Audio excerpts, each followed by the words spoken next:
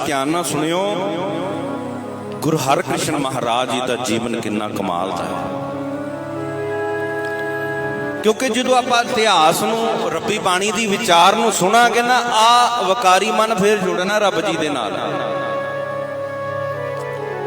फिर आखेगा वाहिगुरू वाहिगुरू वाहिगुरू वाहिगुरू वाहिगुरू वाहिगुरू वाहिगुरू वाहिगुरू वाहिगुरू वाहिगुरू वाहिगुरू वाहिगुरू।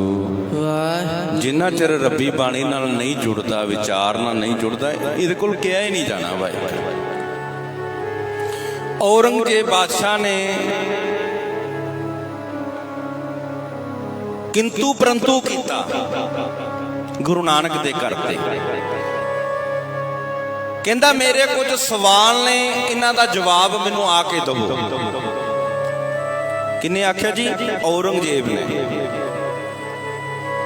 गुरु हरराय साहब महाराज नूं कहा मेरे कुछ सवाल ने, इन्हां दा जवाब दो। सतगुरु कहंदे असीं मलेश दे मत्थे नहीं लगना, ते वड्डे पुत्र दी ड्यूटी लाई बाबा राम राय ने। आख्या तुसी जायो, बाबा राम राय नूं कहा तुसी जायो ते ये ड्यूटी निभाउणी है। गुरु नानक नूं ना विसारियो, गुरु नानक दी टेक नूं ना भुल्लियो। आ बचन बड़े ध्यान नाल सुनने वाले संगत जी।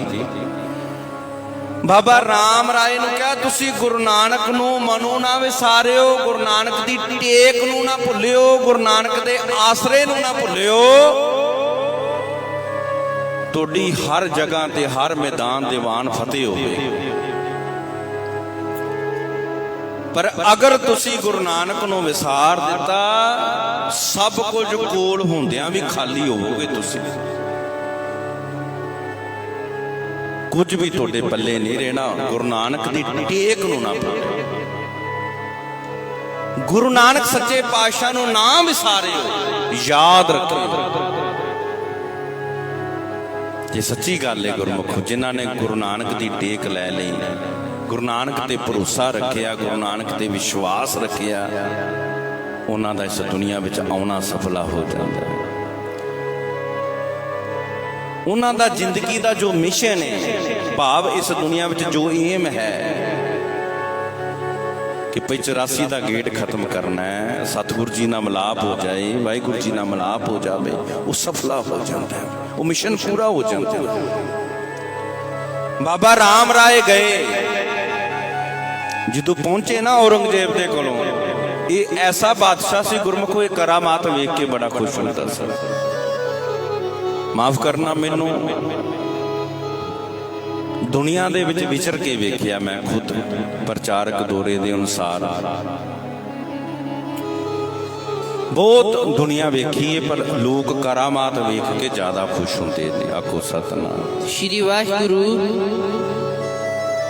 गुरबाणी दी विचार सुन के खुश होने वाले विरले ने,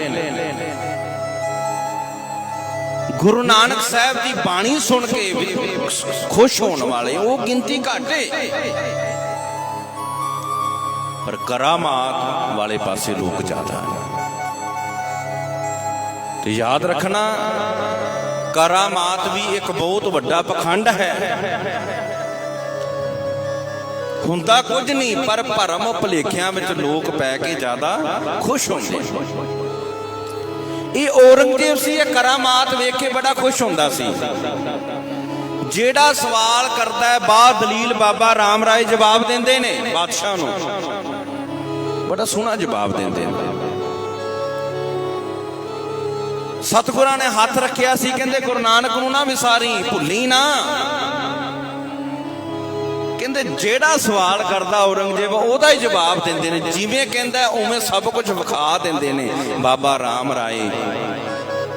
ते कहंदे विचार सुन के ना बाबा राम राय दी करामातां वेख के औरंगजेब खुश बड़ा होया। खुश होया तो उन्हें इज्जत करनी शुरू कर दी बाबा राम राय दी।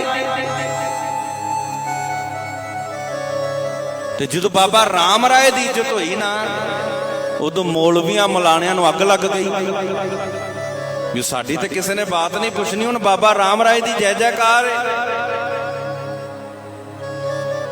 ਔਰੰਗਜ਼ੇਬ ਨੂੰ ਆਖਿਆ, ਬਾਦਸ਼ਾਹ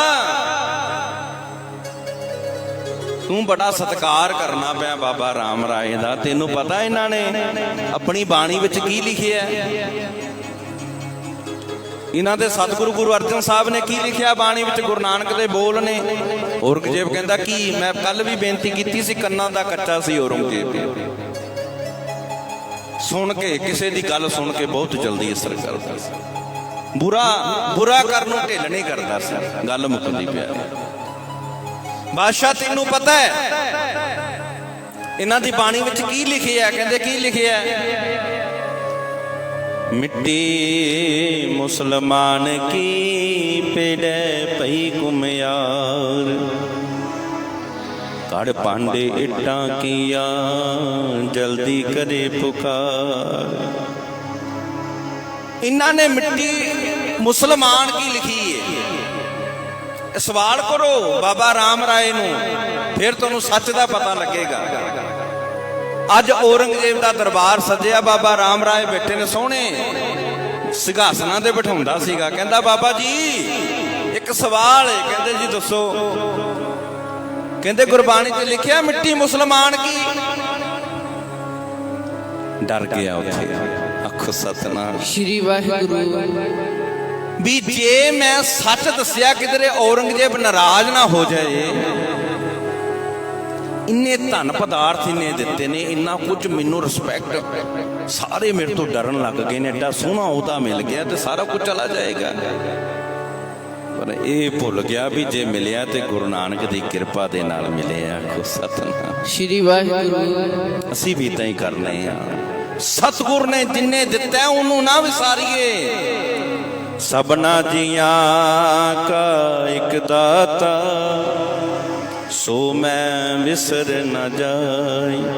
ਵਾਹਿਗੁਰੂ ਜੀ ਨੂੰ ਨਾ ਵਿਸਾਰੀਏ, ਇੱਕ ਦਾਤੇ ਨੂੰ ਨਾ ਭੁਲਾਈਏ ਜਿਹਦਾ ਦਿੱਤਾ ਸਾਰਾ ਕੁਝ ਏ। ਪਰ ਜਦੋਂ ਬੰਦਾ ਟੇਕ ਮਾਲਕ ਦੀ ਛੱਡ ਦਿੰਦਾ, ਬੰਦੇ ਦੀ ਟੇਕ ਲੈਂਦਾ, ਫਿਰ ਬੜੀ ਖੱਜਲ ਖੁਆਰੀ ਹੁੰਦੀ, ਬੜੇ ਧੱਕੇ ਖਾਣੇ ਪੈਂਦੇ।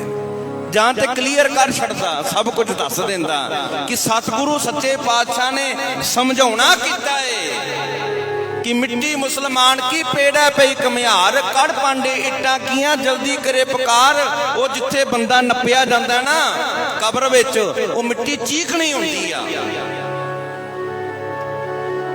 ਉਹਦੇ ਫਿਰ ਭਾਂਡੇ ਕਮਿਆਰ ਬਣਾਉਂਦਾ ਹੈ ਨਾ, ਜਦੋਂ ਕਮਿਆਰ ਵੀਰ ਉਹ ਵੀ ਤੇ ਅੱਗ ਵਿੱਚ ਹੀ ਪੱਕਦੇ ਨੇ। ਇਹ ਤੇ ਭੁਲੇਖਾ ਦੂਰ ਕੀਤਾ ਗੁਰੂ ਨਾਨਕ ਨੇ ਕਿ ਜੇ ਬੰਦਾ ਕਹੇ ਵੀ ਅੱਗ ਵਿੱਚ ਸਾੜਨ ਦੇ ਨਾਲ ਮੁਕਤੀ ਹੋਣੀ ਜਾਂ ਦਬਾਣ ਦੇ ਨਾਲ ਮੁਕਤੀ ਹੋਣੀ, ਇਹ ਭਰਮ ਭੁਲੇਖੇ ਨੇ। ਇਹ ਤੇ ਸਰੀਰ ਜਿੱਥੇ ਮਰਜ਼ੀ ਰੱਖ ਦੋ। ਪਰ ਬਾਬਾ ਰਾਮ ਰਾਏ ਦੀ ਜ਼ੁਬਾਨ ਬਦਲੀ ਹੋ ਗਈ, ਗੁਰਬਾਣੀ ਦੀ ਪੰਕਤੀ ਬਦਲੀ ਕਰ ਦਿੱਤੀ। ਅੱਜ ਵੀ ਅਸੀਂ,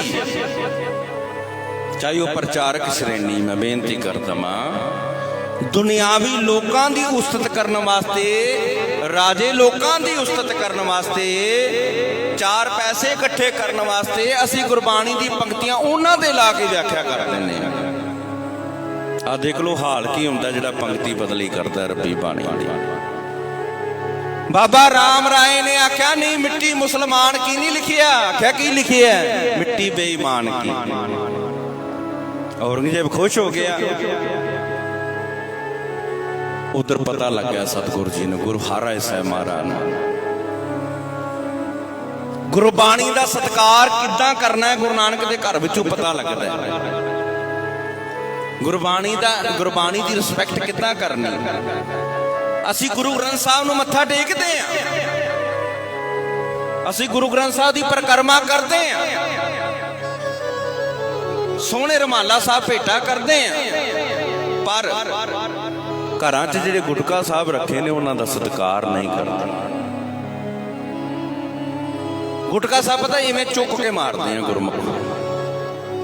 ਮੈਂ ਬੇਨਤੀ ਕਰ ਦਵਾਂ, ਚਾਹੇ ਗੁਟਕਾ ਸਾਹਿਬ ਹੈ, ਚਾਹੇ ਪੋਥੀ ਸਾਹਿਬ ਹੈ, ਚਾਹੇ ਗੁਰੂ ਗ੍ਰੰਥ ਸਾਹਿਬ ਹੈ, ਰੱਬੀ ਬਾਣੀ ਦਾ ਸਤਿਕਾਰ ਕਰਨਾ ਹੈ। ਸੁਣ ਲਿਓ, ਪਾਵਨ ਪਵਿੱਤਰ ਧਰਤੀ ਰਾਮਸਰ ਸਾਹਿਬ ਸ੍ਰੀ ਅੰਮ੍ਰਿਤਸਰ ਸਾਹਿਬ, ਗੁਰਬਾਣੀ ਦੀਆਂ ਪੋਥੀਆਂ ਗੁਟਕਾ ਸਾਹਿਬ ਇਕੱਠੇ ਕਰਕੇ ਜਦੋਂ ਗੁਰੂ ਅਰਜਨ ਸਾਹਿਬ ਸੱਚਾ ਪਾਤਸ਼ਾਹ ਲੈ ਕੇ ਆਏ ਨੇ ਗੱਡੇ ਦੇ ਉੱਤੇ, ਨੰਗੇ ਪੈਰੀ ਗੋਇੰਦਵਾਲ ਸਾਹਿਬ ਤੋਂ ਨੰਗੇ ਪੈਰੀ ਲੈ ਕੇ ਆਏ ਸੀ। ਛੇਵੇਂ ਪਾਤਸ਼ਾਹ 11 ਸਾਲਾਂ ਦੀ ਉਮਰ ਵਿੱਚ ਸਾਹਮਣੇ ਖੜੇ ਨੇ, 10 ਕੁ ਸਾਲ ਦੀ ਉਮਰ ਹੋਵੇਗੀ, ਸਾਹਮਣੇ ਖੜੇ ਨੇ ਤੇ ਪੈਰਾਂ 'ਚ ਜੋੜੇ ਕੱਢ ਦਿੱਤੇ, ਲੰਮੇ ਪੈ ਕੇ ਡੰਡੋਤ ਬੰਦਰਾ ਲੰਮੇ ਪੈ ਕੇ ਮੱਥਾ ਟੇਕਿਆ। ਗੁਰੂ ਅਰਜਨ ਸੱਚਾ ਪਾਤਸ਼ਾਹ ਖੁਸ਼ ਹੋ ਗਏ ਵੀ ਇੰਨੇ ਮੇਰੇ ਪੁੱਤਰ ਨੇ ਗੁਰਬਾਣੀ ਦਾ ਸਤਿਕਾਰ ਕੀਤਾ ਹੈ। ਮੈਂ ਵਿਸਰ ਨਾ ਜਾਵਾਂ, ਇਹ ਗੱਲ ਕਹਿ ਦਵਾਂ, ਜਿਹੜਾ ਗੁਰਸਿੱਖ ਗੁਰਬਾਣੀ ਦਾ ਦਿਲੋਂ ਸਤਿਕਾਰ ਕਰਦਾ ਹੈ ਉਹ ਤੁਹਾਨੂੰ ਵੀ ਸੱਚਾ ਪਿਆਰ ਕਰੇਗਾ। ਉਹ ਜਿਹਦਾ ਗੁਰਬਾਣੀ ਨਾਲ ਸੱਚਾ ਪਿਆਰ ਨਹੀਂ, ਉਹ ਤੁਹਾਨੂੰ ਵੀ ਪਿਆਰ ਨਹੀਂ ਕਰੇਗਾ। ਆਖੋ ਸਤਨਾਮ ਸ੍ਰੀ ਵਾਹਿਗੁਰੂ। ਇੱਕ ਮੈਂ ਬੇਨਤੀ ਹੋਰ ਕਰ ਦਵਾਂ, ਗੁਰਤਾ ਗੱਦੀ ਬਖਸ਼ਿਸ਼ ਕੀਤੀ ਏ ਗੁਰੂ ਗੋਬਿੰਦ ਸਿੰਘ ਮਹਾਰਾਜ ਜੀ ਨੇ ਨੰਦੇੜ ਦੀ ਧਰਤੀ ਤੇ, ਜਿੱਥੇ ਗਿਆਨੀ ਗਿਆਨ ਸਿੰਘ ਜੀ ਲਿਖਦੇ ਨੇ, ਆਗਿਆ ਪਈ ਅਕਾਲ ਕੀ ਤਬੀ ਚਲਾਇਓ ਪੰਥ, ਸਭ ਸਿੱਖਣ ਕੋ ਹੁਕਮ ਹੈ ਗੁਰੂ ਮਾਨਿਓ ਗ੍ਰੰਥ। ਗੁਰਤਾ ਗੱਦੀ ਬਖਸ਼ਿਸ਼ ਕੀਤੀ ਗੁਰੂ ਗੋਬਿੰਦ ਸਿੰਘ ਪਾਤਸ਼ਾਹ ਨੇ ਨੰਦੇੜ ਦੀ ਧਰਤੀ ਤੇ, ਸੱਚਖੰਡ ਸ੍ਰੀ ਹਜੂਰ ਸਾਹਿਬ। ਪਰ ਮਹਾਰਾਜ ਜੀ ਦਾ ਸਰੂਪ ਸੰਪਾਦਨਾ ਗੁਰੂ ਅਰਜਨ ਸਾਹਿਬ ਮਹਾਰਾਜ ਦੇ ਵੇਲੇ ਹੋ ਗਈ ਸੀ। ਇਹ ਗੱਲ ਨੋਟ ਕਰਿਓ, ਆਪਣੇ ਜਿਹਨ 'ਚ ਵਸਾ ਲਓ, ਆਪਣੇ ਹਿਰਦੇ ਵਿੱਚ ਗੱਲ ਨੂੰ ਪੱਕੀ ਕਰ ਲਓ। ਚਾਹੇ ਗੁਟਕਾ ਸਾਹਿਬ ਹੈ, ਚਾਹੇ ਇੱਕ ਕਾਗਜ਼ ਦੇ ਉੱਤੇ ਰੱਬੀ ਬਾਣੀ ਦਾ ਸ਼ਬਦ ਲਿਖਿਆ, ਸਤਿਕਾਰ ਕਰਨਾ ਹੈ, ਰਿਸਪੈਕਟ ਕਰਨੀ ਹੈ।